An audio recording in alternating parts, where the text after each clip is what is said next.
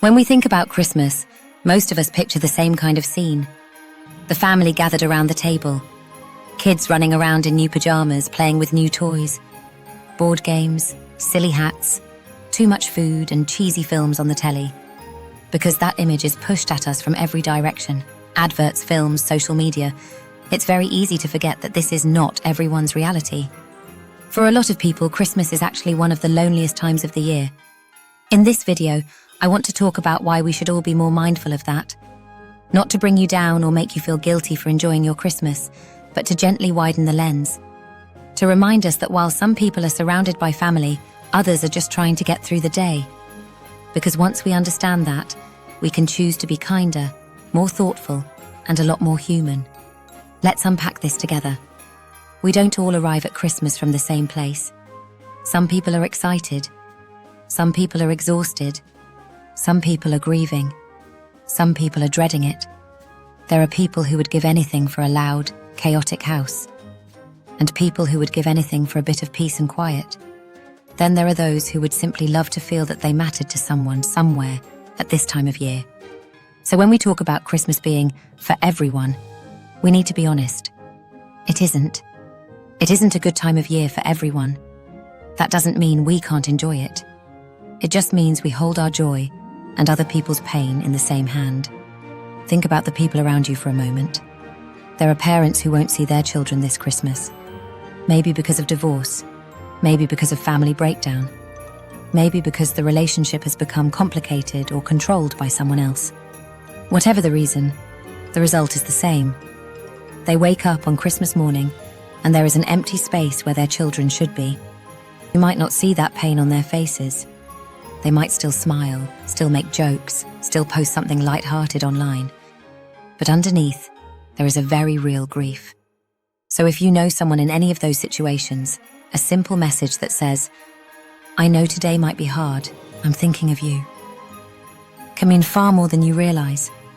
Then we have older people, people whose partners have died, people whose children live far away, people whose friends are no longer here or no longer able to get out and about.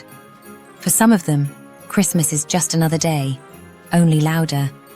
The world is busy, the shops are noisy, the TV is saturated with perfect family images, and they are sitting in a quiet house with no one knocking on the door.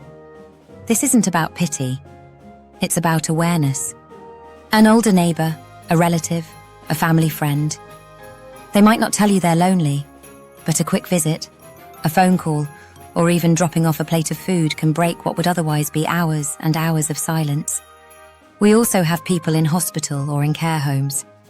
Not everyone leaves the ward just because it's Christmas.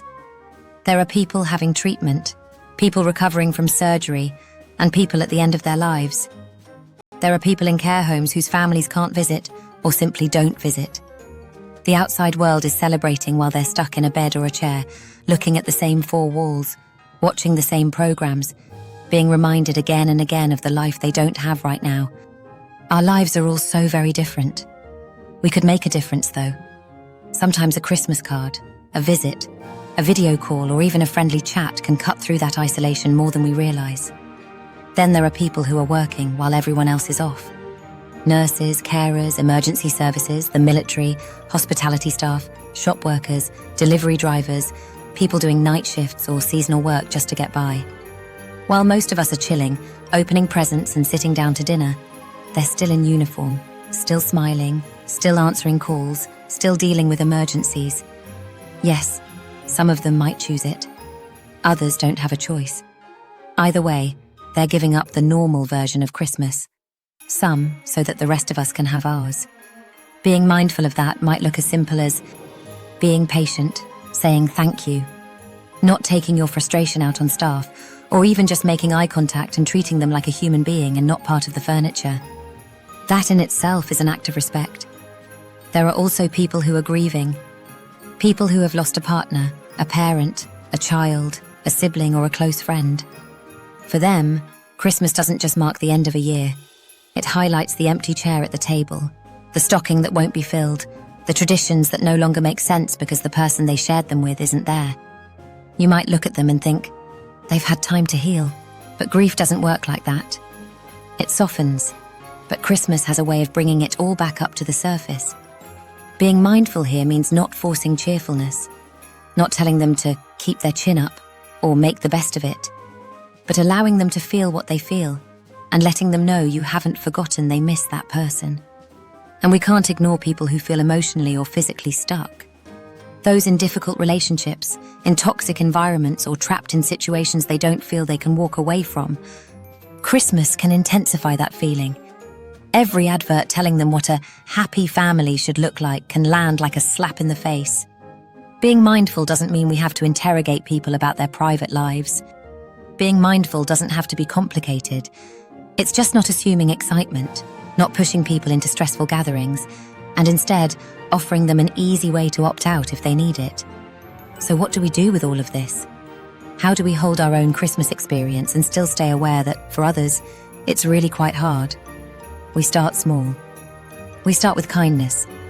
Not the kind of kindness you see in quotes online, but the ordinary, everyday gestures that speak for themselves. We pick up the phone. We send the text. We knock on the door. We check in with the person we just have a feeling about. We don't assume that someone who looks busy and social is automatically fine. Sometimes that one call is the difference between someone spending the day feeling invisible and them feeling like at least one person truly sees them. We can also remember that if we are the ones feeling lonely or flat at Christmas, we are allowed to take gentle action too.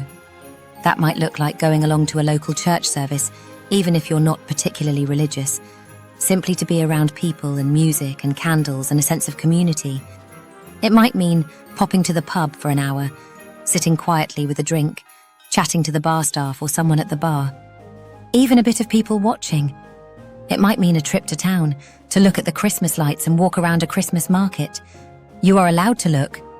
It might mean talking to a neighbour, saying hello to someone walking their dog, or starting the conversation you normally avoid.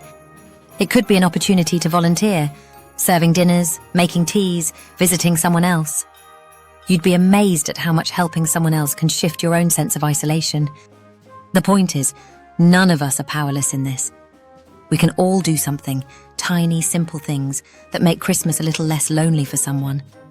And here's the bigger message underneath all of this. We never really know what someone else is carrying, especially at this time of year. You don't know who has lost someone. You don't know who is missing their kids.